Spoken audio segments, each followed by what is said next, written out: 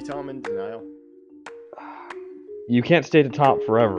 I was also very surprised when I looked at my phone and saw Joe Girardi dismissed. Well, I think mine were with common sense. I think now belongs in the all-time greats top 10. Boston, I really think only got to this point because of a guy named Chris Middleton being out for the Bucks. That power play just was unbearable. It was humming. Man, am I happy. I knew that this was going to happen. I knew he was going to come back. When I think of New York Yankees now is Judge, probably people in the past when Jeter was coming up. I would be shocked. A little bit hurt. Hey, this is Greg Tepper of Dave Campbell's Texas Football, TexasFootball.com, and Valley Sports Southwest. You are listening to Outsiders Opinions with Kevin and Austin.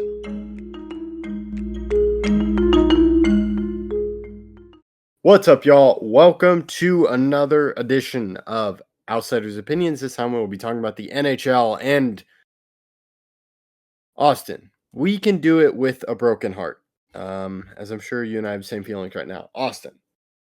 Yeah, I guess we'll start in the East to make it easier on ourselves. But the East, it all came down to, can you score enough goals? Shesterkin was amazing during these playoffs and during this run for the Rangers, but they could not help him out enough. The Florida Panthers just had an onslaught of goals, an onslaught of opportunities, and those shots allowed Shesterkin to have a better save percentage and have a lot of great games, but also give up more goals. He allowed 14 goals to the 12 goals that Sergei Bobrovsky gave up. It is, again, such a tight series, and a lot of it. I mean, 3 straight games, Kevin, went to overtime, with Florida only winning one of those games. So the Rangers won 2 of the games that were the closest, but Florida won Game 5 and Game 6 by 1 goal. You do have to wonder where some players, why they didn't show up.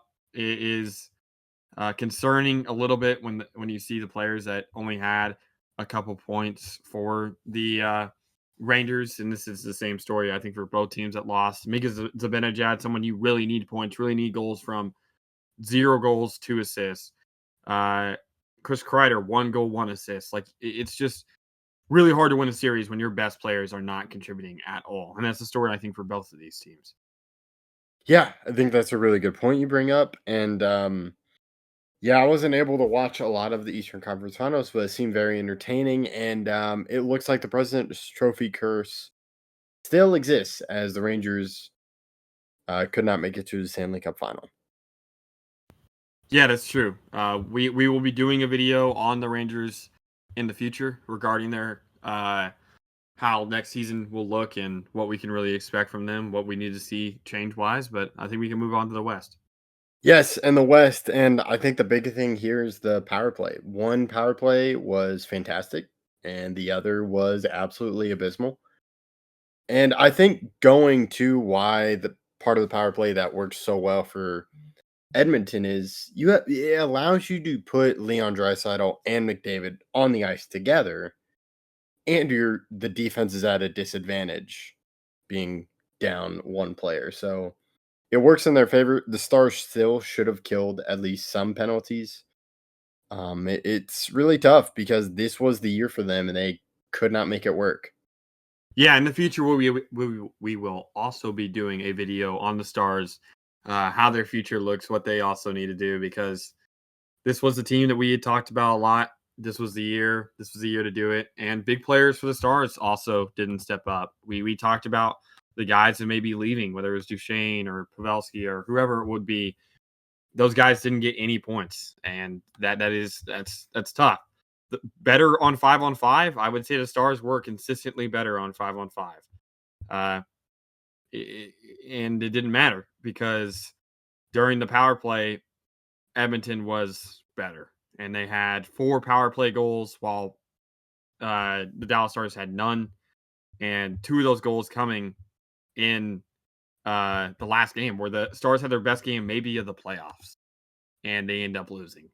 They were by far the better team in that game, and it didn't matter. And that's when you need to get a stop. Otter had an okay series with a .901 save percentage, but there was a couple saves he could have made in that last game and during these series where he could have played better.